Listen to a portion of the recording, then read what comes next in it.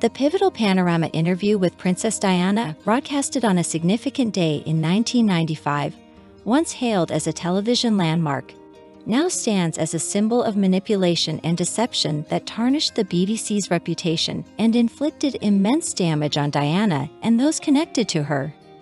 Nearly 3 decades have passed since Diana's candid interview with Martin Basher captivated an audience and etched a moment in royal history. However, this broadcast, initially viewed as a groundbreaking media event, has evolved into a representation of deceit, staining the BBC's integrity and causing profound harm to Diana and her inner circle. The setting for the interview was Kensington Palace on a Sunday evening in 1995, strategically scheduled after the staff's departure. Basher and his team entered Diana's sitting room under false pretenses, purportedly to install a new hi-fi system, unbeknownst to the palace staff. Diana agreed to the interview with Basher to address swirling speculations about her tumultuous marriage to Prince Charles, which had reached a breaking point by then. The interview's outcome proved to be explosively revealing. During the conversation, Diana famously remarked, "There were 3 of us in the marriage, so it was a bit crowded," alluding to Charles' affair with Camilla, now his wife. She candidly shared her initial expectations of life with Charles, expressing her earnest desire for their relationship to thrive, despite her own parents' divorce. Additionally, Diana opened up about her silent battles with health issues such as bulimia, postpartum depression, and self-harm. These revelations, while shedding light on her struggles, also led to labels of instability and mental imbalance imposed by others. The interview also touched upon Diana's extramarital affairs and raised doubts about Charles's suitability for the throne, with Diana questioning his adaptability to the demands of the monarchy. She expressed her reluctance to envision herself as queen, preferring instead to be the queen of people's hearts, highlighting her unconventional approach to leadership. Diana felt she was perceived as a threat within the royal household, stating that every strong woman in history has had to walk down a similar path. The repercussions of this 54-minute interview were monumental. It hastened the dissolution of the Wales marriage, leading to divorce proceedings within a month, following Queen Elizabeth's counsel. Despite its controversial nature, only a select few at the BBC were privy to the interview's details. The decision was made to keep BBC Chairman Marmaduke Hussey unaware, considering his wife's close ties to the Queen. In a poignant revelation by Diana's close friend, Debbie Frank, Diana expressed regret in a frantic call just 24 hours before the interview aired. She acknowledged it was too late to halt the broadcast, but hoped she hadn't created a storm, expressing her need to share her truth with the public. While the interview initially garnered public support for Diana's independence, it was overshadowed by the tragedies that led to its necessity. A quarter of a century later, revelations surfaced indicating that Martin Basher had obtained the interview by falsifying documents. The official Dyson report in 2021 confirmed Basher's serious breach of BBC rules by fabricating bank statements to secure access to Diana. Diana's brother, Earl Spencer, reportedly believed Basher manipulated his vulnerable sister through coercive control, trapping her in a web of deceit.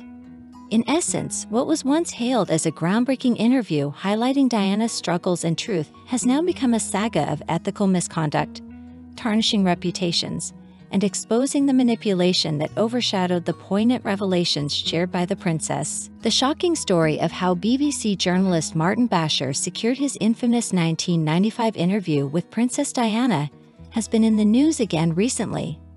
This controversial interview, which aired on the BBC programme Panorama, sent shockwaves through the British monarchy at the time. However, it has now been revealed that Basher obtained the interview through deceitful means.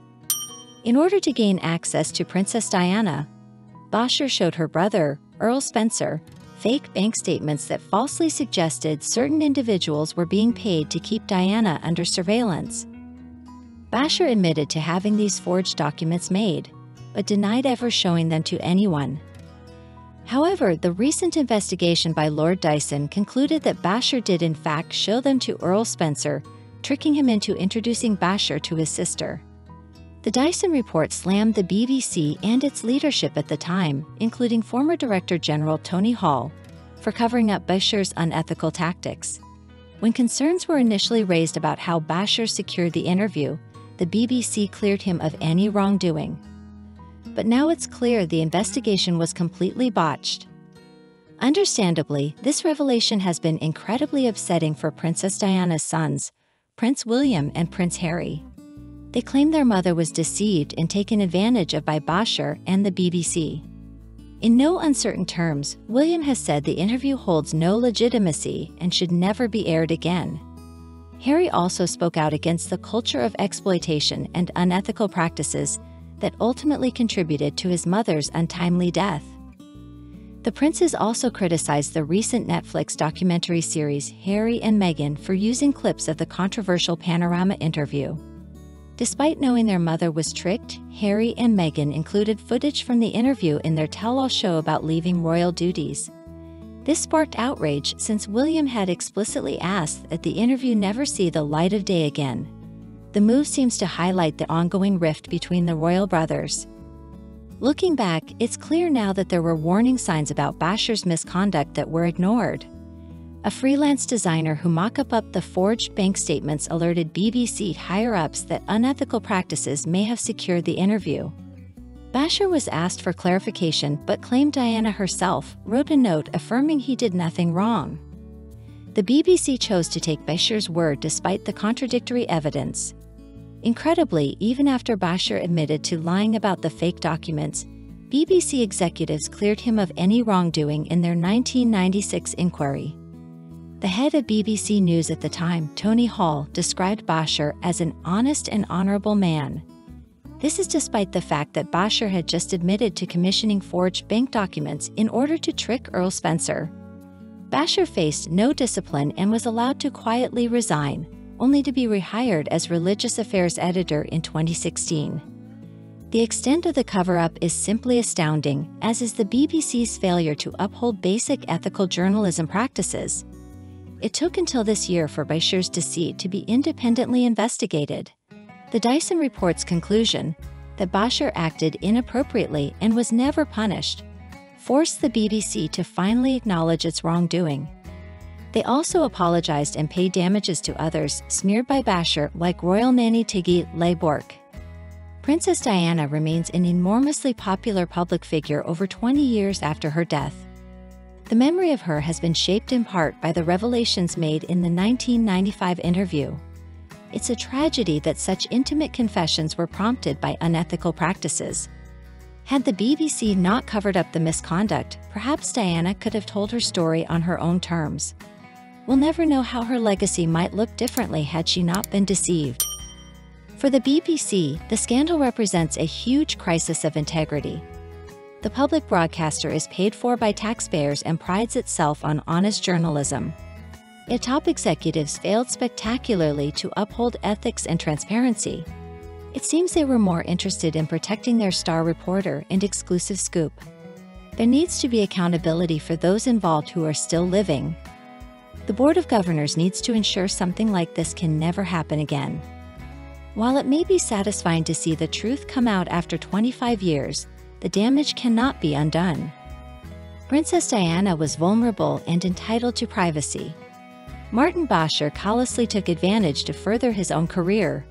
William and Harry were just boys when they tragically lost their mother. The BBC's cover-up has forced them to relive her painful experiences all over again. It's clear this remains an open wound in the decades-long saga of the British royal family. Dear friend, if you like everything new about the royal family and don't want to miss all the novelties, subscribe to our channel and like it. By doing so, you take part in our development. We work for you.